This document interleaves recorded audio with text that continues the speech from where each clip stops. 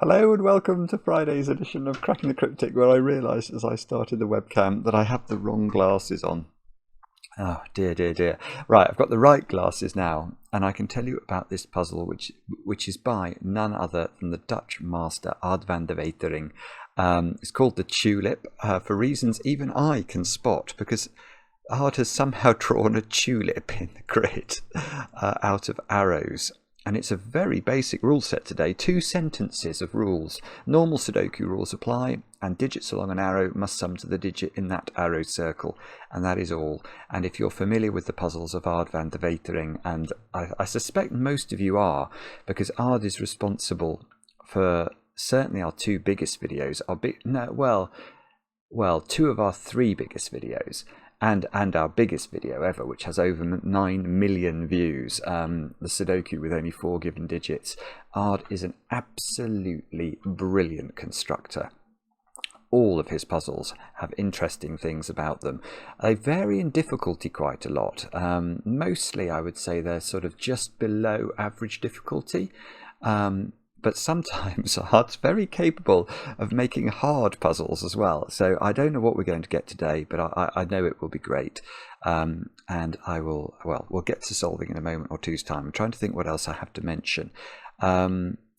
We've got our Sudoku hunt, the Lord of the Rings Sudoku hunt by Blobz, over on Patreon at the moment.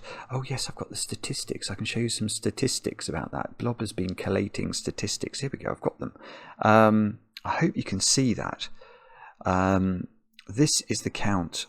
I've got a slightly old count here. It goes up to the 10th of June, so it's a few days out of date. But you can see that the Rings of Power is the first puzzle in the hunt, and that has now achieved nearly 70. Well, at this point, it had achieved nearly 1,700 correct entries, which is unbelievable.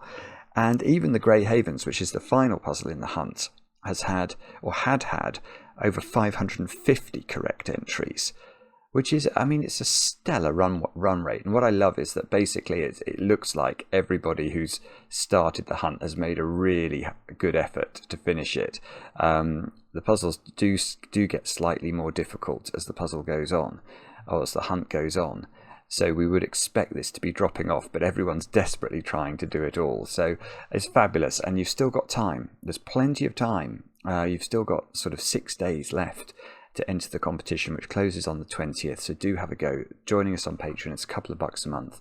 And I kid you not, it is the best puzzle. It's probably the best value entertainment you can get in the modern world. Per dollar, well, whatever the unit of joy. If there was a sort of SI unit of joy per dollar, I reckon Cracking the Cryptic Patreon, I would like to know what's better value in the world. I don't think there's much, especially if you're a lover of puzzles. So anyway, check that out. Blobz has done an absolutely brilliant piece of constructing, or pieces of constructing there. Other than that, let me tell you about some birthday. Well, no. Well, one birthday. Pamela has turned a secret age today. I won't reveal it, Pamela. I won't reveal it, don't worry. It's a secret age, and I know this because your husband Paul wrote to us, and apparently Pamela, you got a couple of our hoodies a couple of months ago, and you like them very much. Well, I don't blame you. I like the hoodies very much as well.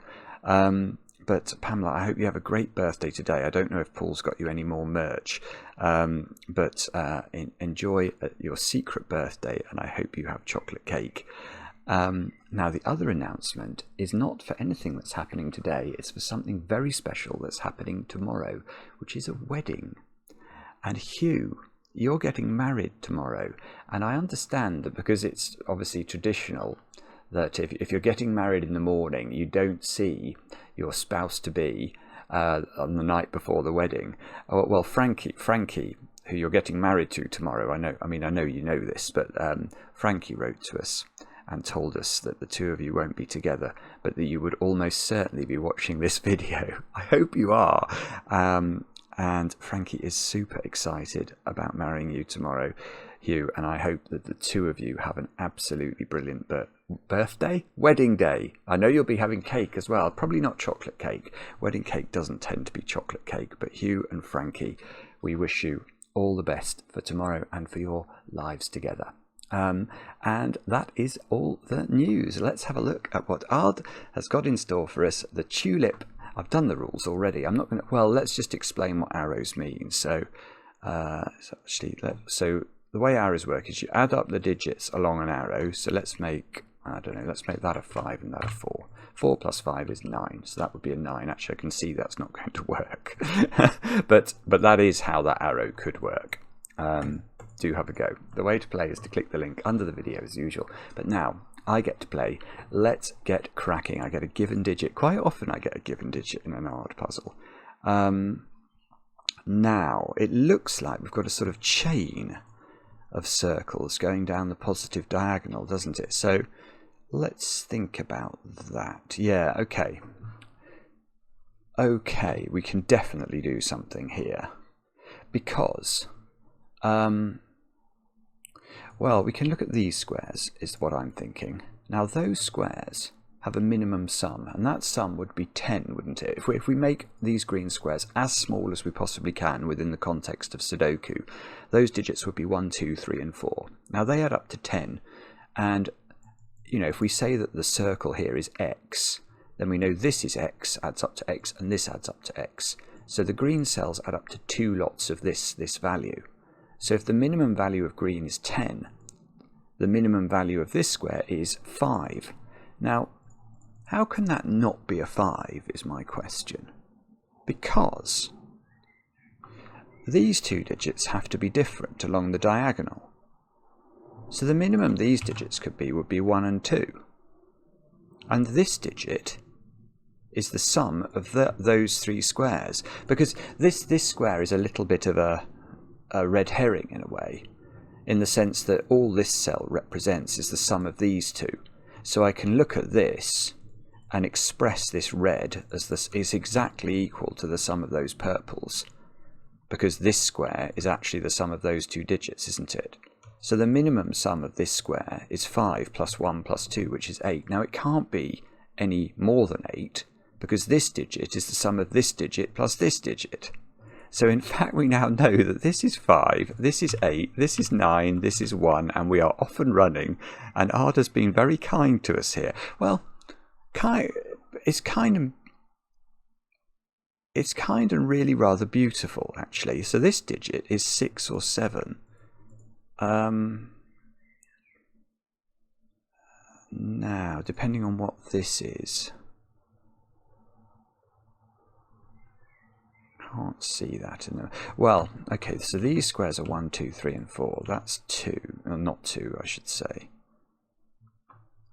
These are 6, 7, 8, and 9. We could go proper good living, couldn't we, and pencil mark this heavily. These, if that's... These can't be 5. If that's 1, this would be 6.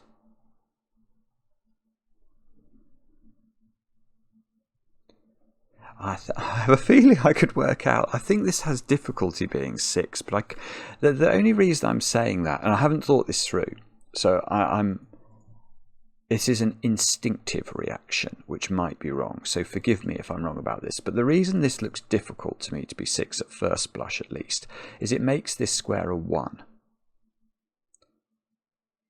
And then both of these dominoes would each individually have to add up to 6. Now these two squares couldn't be 1 or 2, so they would be 4 or 5.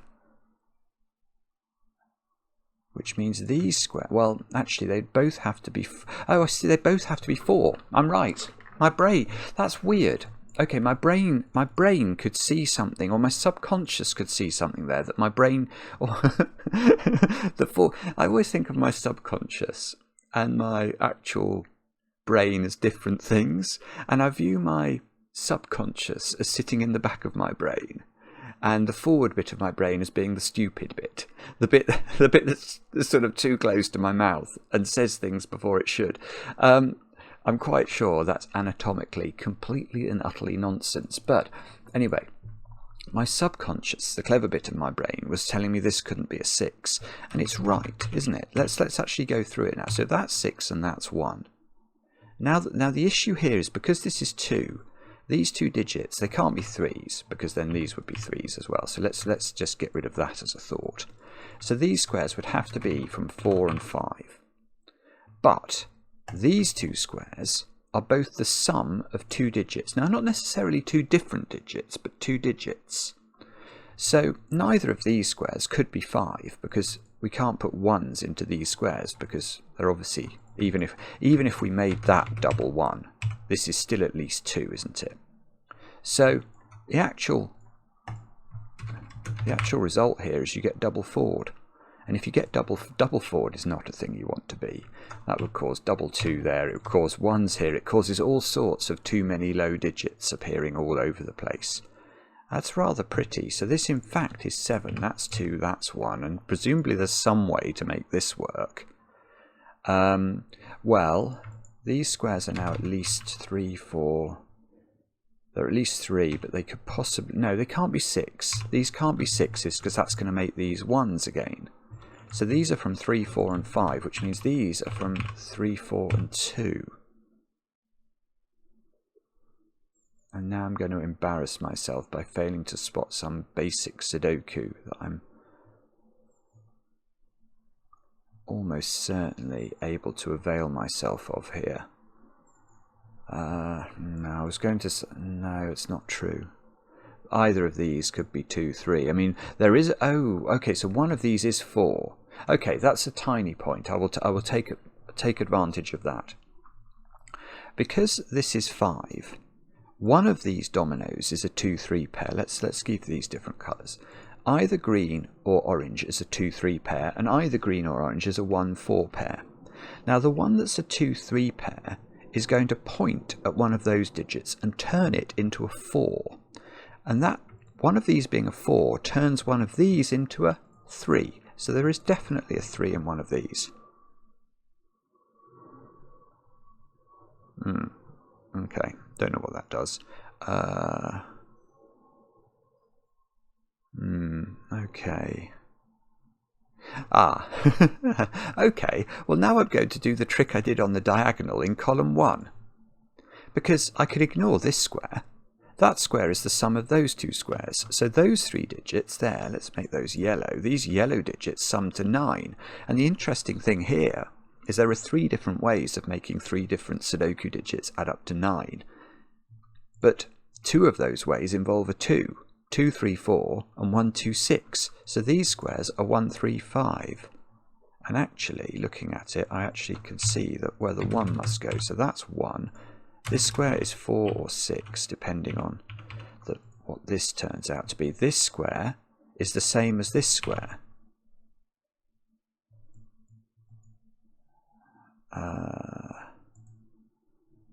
One is in one of those cells by Sudoku. One is in one of these squares by Sudoku.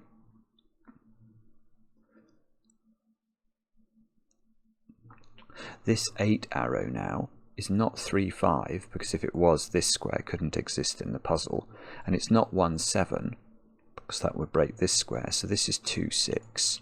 Therefore this is 4. This is 4. This is 3. This is 5 by maths. This is going okay so far. Now this arrow. Okay, well again it's the same sort of point, isn't it? Those 3 digits, those blue digits, again they add up to 9. But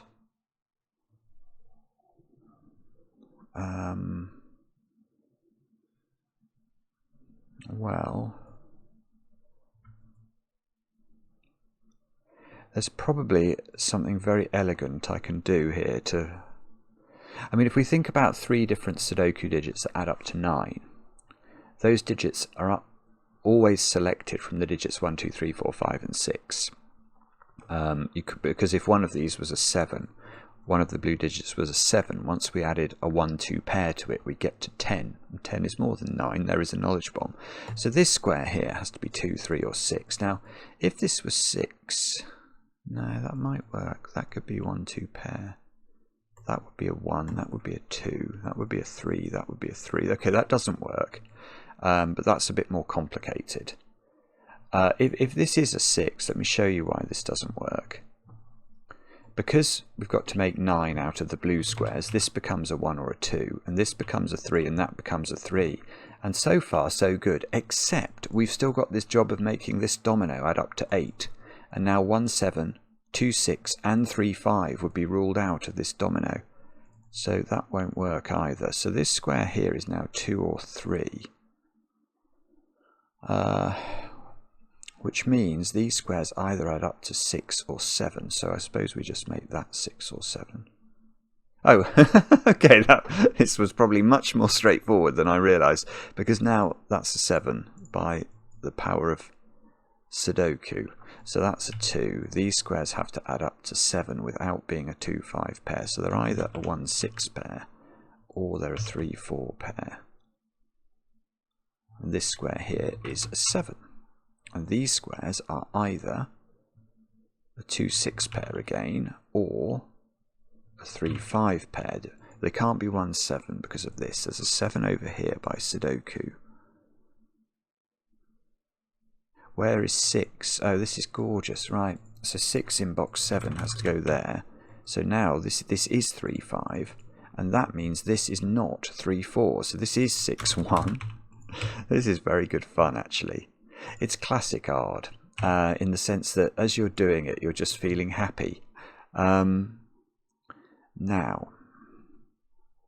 where do we look now? Well, I'll do Sudoku, of all things. There's a 2 here. Right, that's got to be good for this arrow. That's not now able to be 2-5 anymore. So this is 3-4, which means this is 5, this is 3. This column still hasn't had a lot of high digits, 6, 8 and 9. I'm actually going to pencil mark that, 6, 8, 9. These squares are 4, 8, 9. That's a 9 by Sudoku. This square's not 4, so this square's not 3. So this is 2 or 4 now. I mean, if it's 2, that's double 1, which is a bit weird.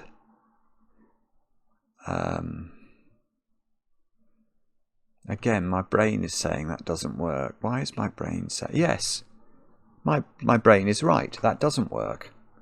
That's, again, I'm having some weird sort of serendipity as I'm solving this puzzle. But I'll come back and explain this in a moment. Just, oh no, I'm actually maybe now.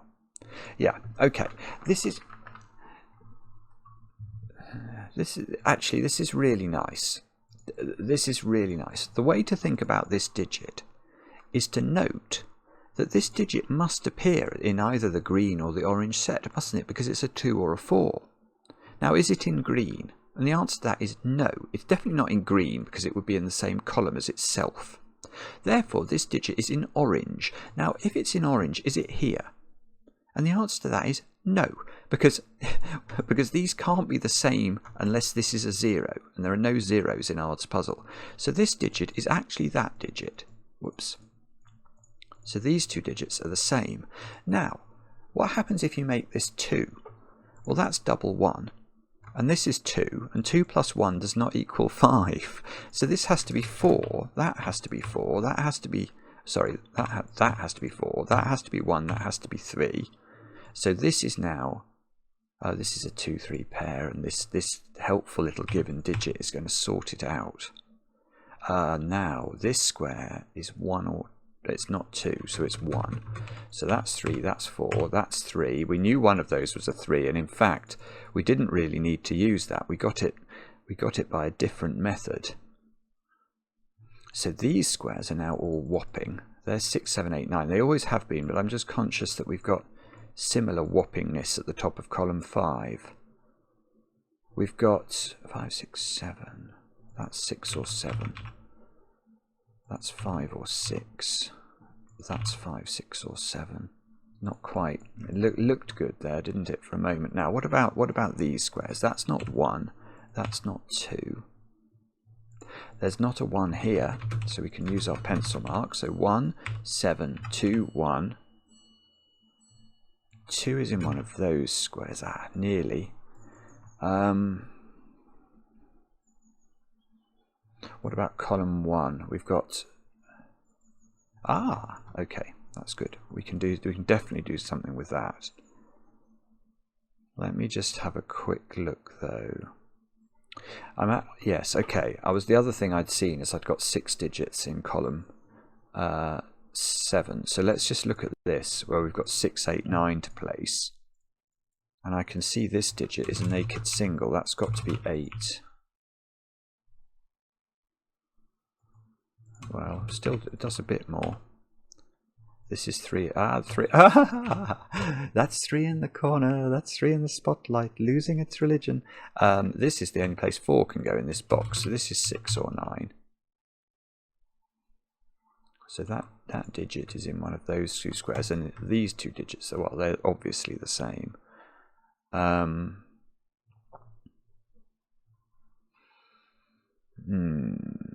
no, that's not a good question. Okay, I'll come back and show you the thing I've seen over here.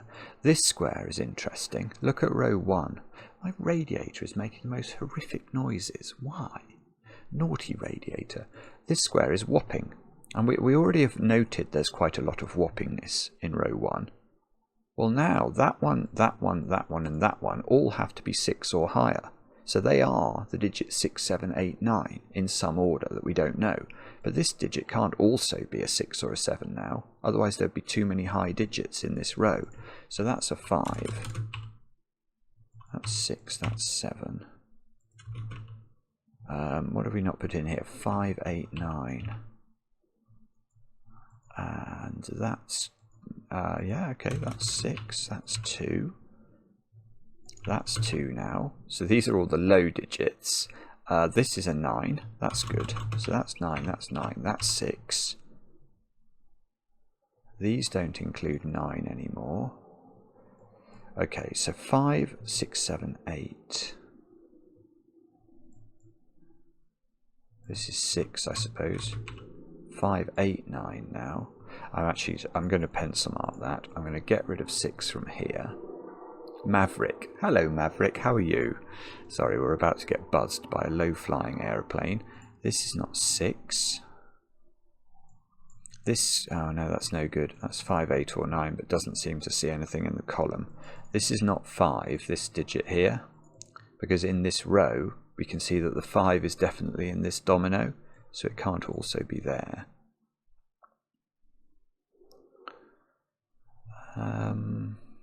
Have I used all of the tulip up? I should have done. A tulip's always red. I was going to say that. Maybe I'm wrong.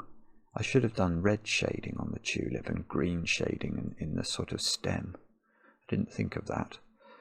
2, 6, 8, 9. Okay, where's 6 in row 3? So if we double click our 6s, I can see none of these 3 can be 6. So this is 6. That's not 6. Oh, okay, that didn't do it, did it? So what else do we need in here? We need 2, 8. Oh, where's yeah, where's 2? That's the same question or similar question. So this is not 1. This is an 8, 9 pair. That's good because it puts a 7 in the corner. That becomes an 8. 7 comes out of both of these squares. So this is now a 6, 8, 9 triple, isn't it? And we need 1, 3, and 4 into these squares. So this is a naked single. That's got to be 3. That's got to be 1. That's got to be 4 because we have to put a 1 in the top row.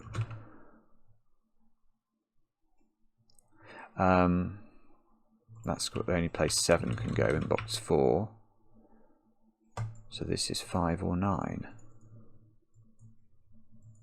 This is 5, 8, or... oh, hang on, no, that's 5. Yeah, in fact, let's look at this box. Where's 4? Where does 4 go in? It's got to go there. That's got to be 5. 5 and 9 go in. 9 goes here. This is 8. This is 5. We might be done, actually. We might be done, you know. That's 7. That's 5. So that should be 9. We're left with a 6... whoopsie. We're left with a 6, 8 pair. That's not 9. We're left. We can do the 9, 8 over here. This 8 is useful. Pressing spacebar too many times. 9, and that should be 8. What a lovely puzzle that is. How long's that taken? Not very long, but you can see that is just absolutely gorgeous. Oh, and I've put 2 9s in the grid. Is that a misclick? It looks like, yeah, it looks like I should have put a 7 there. So hopefully that's a misclick. Gosh, it's hardly been solved at all. Self-counted 2. Oh, puzzle doesn't include solution, so it's been tested. So the tester who's put this into the software hasn't put the solution into it. Oh, I definitely liked the puzzle. It was beautiful. But I don't actually know that this is absolutely certainly correct, because it's not checkable.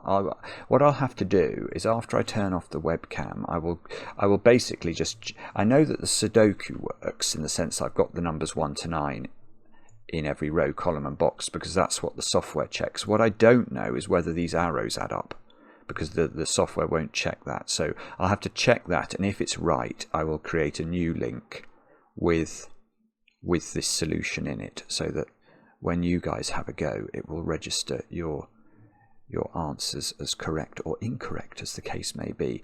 But I am sure I'm right in saying that you will all enjoy that. That's beautiful. I really liked, actually, the idea of the intermediate circle just being able to be left out of the equations. It made it somewhat easier to see what was going on.